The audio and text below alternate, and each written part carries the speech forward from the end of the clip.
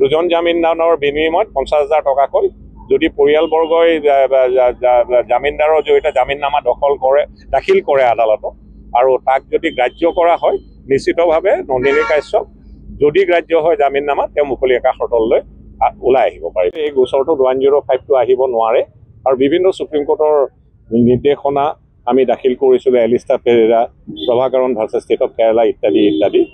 আৰু সুপ্ৰিম কোৰ্টে আগে যেতিয়া 304A গোচৰ ধাৰাটো আছিলে, IPC আছিলে, তেতিয়া এই এলিষ্টা পেৰেৰা ইত্যাদি গোচৰবিলাকত এনেধৰণে কৈ থৈ দিছিলে যে 304A ধাৰাটো এনে গোচৰত এপ্লিকেবল হ'ব লাগে য'ত অকল ৰেছ এণ্ড নেগলিজেণ্ট ড্ৰাইভিঙৰ জৰিয়তে কোনো ব্যক্তিৰ কোনো এক্সিডেণ্টৰ জৰিয়তে মৃত্যু ঘটে।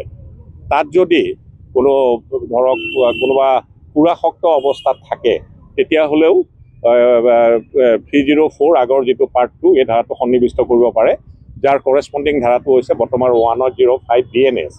কিন্তু এই মহিলাগৰাকীক নামটো কি আছিলে, নন্দিনী কাশ্যপ, যাক গ্ৰেপ্তাৰ কৰিছিলে আৰক্ষীয়ে, এজাহাৰত কিন্তু লিপিবদ্ধ আকাৰত আছিল যে তেখেত পুৰাসক্ত বা পুৰামত্ত অৱস্থাত আছিলে।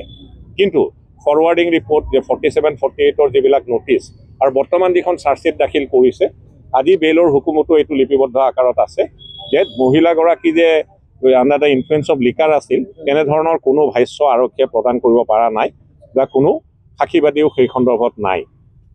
সেয়েহে আমি যুক্তি প্ৰদৰ্শন কৰিছিলোঁ যে 105 যিটো ধাৰা সন্নিৱিষ্ট কৰিছে সেইটো কৰাটো সমীচীন নহয়। আদালতে কিন্তু সেইবিলাক দিশ এই বৰ্তমানে বিবেচনা নকৰি একমাত্ৰ চাৰ্জশ্বিট দাখিল কৰাৰ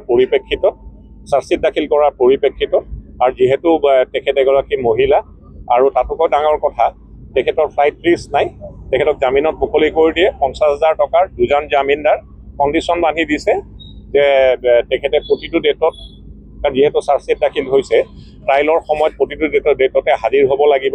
তেখেতৰ যদি পাছপৰ্ট আছে সেইটো আদালতত জমা দিব লাগিব আৰু লগতে এইটো স্পষ্টভাৱে হুকুমত লিপিবদ্ধ আকাৰত দিছে মহামান্য ছেছন আদালতে যে তেওঁ কোনো উদ্দেশ্যকে টেম্পাৰ বা হেম্পাৰ কৰিব নোৱাৰিব। ইমানেই, ধন্যবাদ। হিতেন গোচৰ অত্যন্ত দুৰ্ভাগ্যজনক ঘটনা। এজন ব্যক্তিৰ এই গাড়ীৰ এক্সিডেণ্টৰ বাবে মৃত্যুমুখত পৰিছিল। অতি দুৰ্ভাগ্যজনক ঘটনা। মৃতকৰ আত্মাৰ সদ্গতি কামনা কৰিলোঁ আৰু শোকসন্তপ্ত পৰিয়ালবৰ্গলৈ পুনৰবাৰ সমবেদনা জ্ঞাপন কৰিলোঁ। এই গোচৰটোত বিভিন্ন ধাৰা সন্নিৱিষ্ট হৈ আছিলে।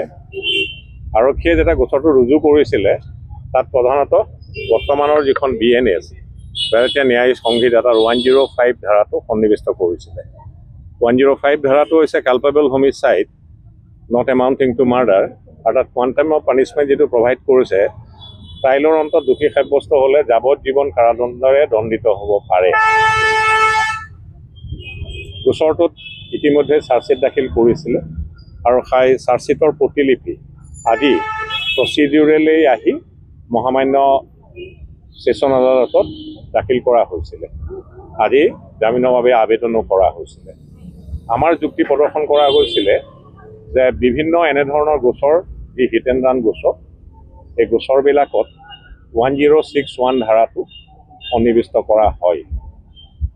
106 যিটো ধাৰা, সেই ধাৰাটো হৈছে যদি ৰেছ এণ্ড নেগলিজেণ্ট ড্ৰাইভ কৰি কোনোবা এজন ব্যক্তিৰ মৃত্যু ঘটোৱা হয়, এই যিখন গাড়ীৰে মৃত্যু ঘটোৱা হয় তাৰ চালকজন যদি আৰক্ষী বা মেজিষ্ট্ৰেটক খবৰ নিদি যি ঘটনাস্থলীৰ পৰা পলায়ন কৰে আৰু সেইটো যদি কালপেবল হোমিচাইড নহয়, তেতিয়াহ'লে এই 1062 ধাৰাটো তেওঁৰ বিৰুদ্ধে ৰুজু হ'ব লাগে।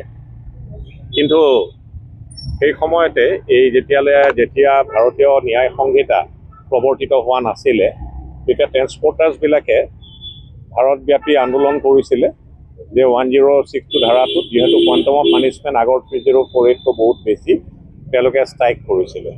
আৰু তেতিয়া ভাৰত চৰকাৰে সম্ভৱতঃ তেখেতসকলৰ লগত আলোচনাত বহিছিল আৰু বৰ্তমানলৈকে 1062 যিটো ধাৰা, আগৰ 304A যিটো IPC যিটো কৰেছপণ্ডিং ছেকশ্যন, আজিলৈকে ভাৰতবৰ্ষত প্ৰৱৰ্তিত হোৱা নাই। আৰু এই সন্দৰ্ভত গুৱাহাটী উচ্চ ন্যায়ালয়তো এখন PIL দাখিল কৰা হৈছিলে যে অসম আৰক্ষীয়ে বিভিন্ন গোচৰত 1062 ধাৰাটো সন্নিৱিষ্ট কৰিছিলে। এই PILত কিন্তু এই কথাটো গ্ৰাহ্য কৰিছিলে যে আৰক্ষী প্ৰধানলৈ নিৰ্দেশনাও দিছিলে যে কোনো গোচৰ হিট এণ্ড ৰান গোচৰত যদি কাৰোবাৰ মৃত্যু হয় তেনেহ'লে 1062 ধাৰাত কোনো গোচৰ ৰুজু হ'ব নালাগে।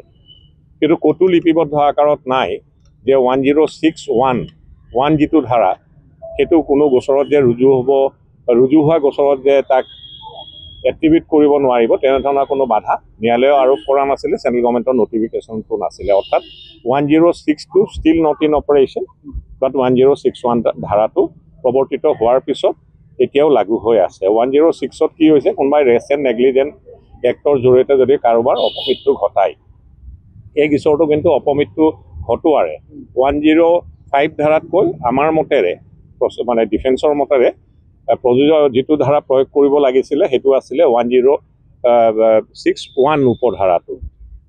ধৰক এই এজন OC অতি দুৰ্ভাগ্যজনক ঘটনা, সেইটো বশিষ্ঠ থানাৰ অন্তৰ্গত এটা গোচৰ ৰুজু হৈছিলে। সেই গোচৰটোত স্কুটাৰেৰে খুন্দিয়াই কোনো ব্যক্তিয়ে সেই OC-জনৰ মৃত্যু ঘটাইছিলে। সেই ধাৰাটোত সেই গোচৰটোত কিন্তু 1061 ধাৰাটো উপধাৰাটো তাত এক্টিভেট কৰা হৈছিলে আৰু সেইবাবে ব্যক্তিজনক গ্ৰেপ্তাৰ কৰাৰ লগে লগে সিংঘাল বোলা এজন ব্যক্তিক গ্ৰেপ্তাৰ কৰিছিলে, তেখেতক জামিনত